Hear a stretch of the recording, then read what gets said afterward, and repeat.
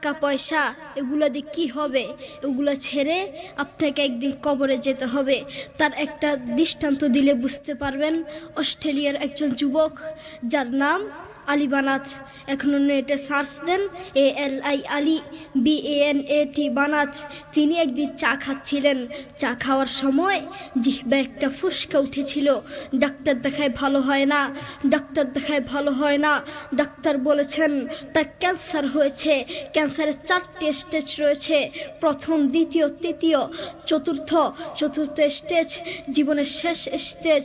আপনার বেশি দিন বাকি নেই। সেই আলী বানাত লক্ষ লক্ষ টাকার মালিক। এক এক জোড়া জুতো ব্যবহার করতেন যার দাম হাজার টাকা। এক জোড়া স্যান্ডেল ব্যবহার করতেন যার দাম 45,000 টাকা।